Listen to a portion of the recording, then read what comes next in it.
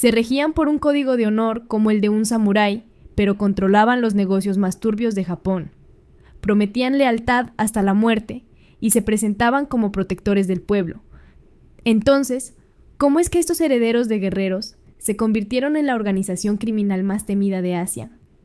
La yakuza no se define solo por la extorsión o la violencia que vemos en las películas. Se define por un universo de rituales sagrados, tatuajes que cuentan historias y castigos brutales, diseñados no para destruir, sino para restaurar el honor. Hoy no vamos a hablar de sus crímenes, sino de su alma. Vamos a entender el peso detrás de la palabra yakuza. Para entender a la yakuza, tenemos que viajar al Japón del siglo XVII. El país acababa de unificarse bajo el shogunato Tokugawa, y la paz, irónicamente, fue un desastre para los samuráis. Con el fin de las guerras, miles de ellos se quedaron sin señor y sin propósito, convirtiéndose en ronin. El ronin es un samurái errante, el castigo autoimpuesto tras fallar en sus obligaciones. Muchos de estos ronin se volvieron bandidos. Algunos formaron bandas conocidas como los kabukimono o los excéntricos, famosos por su comportamiento extravagante, su violencia y una lealtad a prueba de todo. Aterrorizaban aldeas, pero también sembraron las primeras semillas de una hermandad fuera de la ley. Para muchos, ellos son los antepasados espirituales de la yakuza, pero la historia de su origen es más compleja. De este caos feudal surgieron otros dos grupos clave. Primero, los bakuto, apostadores ambulantes que montaban redes de juego ilegal. De hecho, el propio nombre yakuza viene de la peor mano posible en un juego de cartas, llamado Oichokabu Yakuza, y representaba la mala suerte, lo inútil. Estos hombres tomaron un insulto y lo convirtieron en su insignia de honor. Eran los parias y no les importaba que el mundo lo supiera. El tercer grupo eran los tequilla, vendedores ambulantes que para cuidar sus negocios formaron sus propias cofradías. Ofrecían protección, resolvían disputas y crearon un orden propio donde la ley no llegaba. Estos tres grupos, compuestos de samuráis renegados, apostadores y vendedores, tenían algo en común. Operaban en los márgenes de la sociedad y para sobrevivir tuvieron que crear sus propias reglas, sus propias familias y su propio código. La yakuza no es una simple pandilla, es una pseudofamilia con una jerarquía rígida que imita el sistema feudal japonés. En la cima está el oyabun, que literalmente significa rol de padre. Sus subordinados son los kobun, o rol de hijo. Y esta no es una simple relación laboral, es un vínculo sagrado de lealtad absoluta. El kobun jura obediencia total a su oyabun, y a cambio recibe protección, consejo y un lugar en la familia. Este pacto se basa en el jingi, que es un código de justicia y deber inspirado en el bushido, y el ninjo, la empatía hacia los débiles. Son la base de su ideología.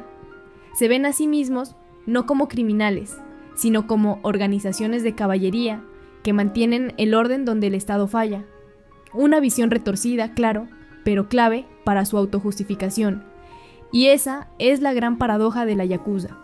Un criminal que vive según un estricto código moral, un extorsionador que predica el deber y la humanidad. Este sistema de valores, por contradictorio que parezca, es lo que les permitió unir a miles de marginados y levantar un imperio invisible. El verdadero ascenso de la yakuza llegó tras la derrota de Japón en la Segunda Guerra Mundial. El país estaba en ruinas, la economía destrozada y la policía era incapaz de mantener el orden. En ese vacío de poder, la yakuza floreció. Controlaban los mercados negros, ofrecían protección a cambio de un pago y se convirtieron en una fuerza inevitable en la reconstrucción del país. Figuras legendarias como Kazuo Taoka, el padrino de padrinos, llevaron al clan más grande, el Yamaguchi-gumi, a su máximo esplendor. Taoka transformó a la yakuza de un grupo de matones a una auténtica corporación del crimen bajo su liderazgo, que se extendió desde 1946 hasta 1981. Se infiltraron en negocios legítimos, construcción, bienes raíces, entretenimiento y finanzas. Durante la burbuja económica de los años 80, Su poder era casi ilimitado. Se decía que ninguna gran obra en Tokio se hacía sin que ellos se llevaran una parte. Extorsionaban a empresas, manipulaban la bolsa y lavaban miles de millones de yenes. En esa época, la línea que separaba los negocios, la política y el crimen se volvió peligrosamente fina. La yakuza era vista por algunos como un mal necesario, una fuerza que mantenía a raya la delincuencia callejera. En su apogeo, en la década de 1960, se estima que sus miembros superaban los 180,000, una cifra que empequeñecía a cualquier otra organización criminal del mundo. Algo que simboliza mejor que nada la identidad del yakuza son sus impresionantes tatuajes de cuerpo completo, los irezumi. Estos espectaculares tatuajes no son simple decoración, son un lenguaje, una declaración de intenciones. Cada dragón, cada pez koi, cada flor de cerezo cuenta una historia de sacrificio, identidad y pertenencia. Irónicamente, el origen del tatuaje en Japón está ligado al castigo. Durante el periodo Edo, a los criminales se les marcaba con un anillo negro en el brazo por cada delito, una señal de vergüenza permanente.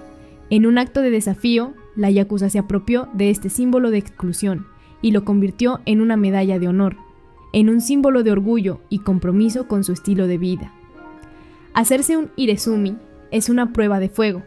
El método tradicional, conocido como tebori, es una técnica manual increíblemente dolorosa y cara. En lugar de máquinas eléctricas, los artistas usan un manojo de agujas atadas a una vara de bambú para meter la tinta en la piel, punto por punto. Un irezumi completo puede tardar años y cientos de horas de doloroso trabajo manual, una prueba de resistencia y lealtad. Es una marca que los separa para siempre de la sociedad convencional. Los diseños nunca son al azar. El dragón, por ejemplo, simboliza poder, sabiduría y bendiciones. El pez koi, por su lado, es famoso por nadar contra la corriente y representa la fuerza y la perseverancia. Los samuráis se tatúan a menudo para mostrar su adhesión al código del Bushido. Estos tatuajes son como un currículum vitae, grabado en la piel, visible solo para los del círculo íntimo. Normalmente, el tatuaje se detiene en los tobillos, las muñecas y el cuello, lo que permite a un miembro usar un traje sin revelar su afiliación. El irezumi es, por tanto, una armadura secreta, un testamento de lealtad y una obra de arte que se lleva hasta la tumba. Pero el compromiso se demuestra de formas aún más extremas. El ritual más infame es el yubitsume. Es la autoamputación de una falange del dedo meñique para pagar por un error. El origen de esta práctica era funcional. Cada falange cortada debilita el agarre de la katana, haciendo que el miembro dependa más de la protección del grupo. Es un recordatorio físico de que la lealtad está por encima de todo. Estos rituales no son solo violencia, son el pegamento que une a la organización, forjando lazos a través del dolor y el sacrificio. Pero la Edad de Oro no podía durar para siempre. La descarada ostentación de poder y la creciente violencia entre clanes agotaron la paciencia del público y del gobierno. En 1992, Japón aprobó la primera ley anti-Boryokudan, designando oficialmente a la yakuza como grupos violentos, y tras eso comenzaron a desmantelar su imperio. El golpe de gracia, sin embargo, llegó con las ordenanzas de exclusión implementadas a partir de 2010. Estas leyes hicieron ilegal que cualquier ciudadano o empresa hiciera negocios con la yakuza. De repente, ya no podían abrir una cuenta bancaria, alquilar un piso, contratar un seguro o firmar un contrato de teléfono. Fueron sistemáticamente estrangulados y expulsados de la sociedad que una vez dominaron desde las sombras. El resultado ha sido un declive drástico. A finales de 2024, la cifra de miembros cayó por debajo de los 20,000 por primera vez desde que se tienen registros. Apenas una sombra de lo que fueron hoy, la yakuza enfrenta una crisis de reclutamiento con una membresía que envejece, incapaz de atraer a jóvenes que ya no ven futuro en la vida del gángster tradicional. Entonces, ¿qué queda hoy de la yakuza? Su jerarquía y sus códigos de honor se han vuelto una debilidad en el siglo XXI. Mientras la vieja guardia se desvanece, una nueva forma de crimen ha surgido en Japón, los tokuryu. Este término, acuñado por la policía japonesa, se traduce como anónimo y fluido y describe redes criminales descentralizadas, sin líderes visibles ni códigos de honor. Reclutan a jóvenes a través de empleos oscuros en redes sociales para cometer fraudes y robos, operando en la sombra digital de una forma que la yakuza nunca pudo. Son el producto de la era de Internet, rápidos, anónimos y pragmáticos, sin la carga del ritual y la tradición. Irónicamente, las mismas leyes que acabaron con la yakuza crearon el vacío para que floreciera esta delincuencia más caótica. Algunos clanes yakuza incluso han intentado adaptarse, colaborando con estos nuevos grupos o pactando treguas entre ellos para poder sobrevivir. La historia de la yakuza es un viaje lleno de paradojas. Nacieron de los samuráis sin honor para crear un imperio basado en el suyo propio. Se vieron como protectores mientras se lucraban con el crimen, y al final, su rígida tradición, la misma que les dio su fuerza, se convirtió en la causa de su caída.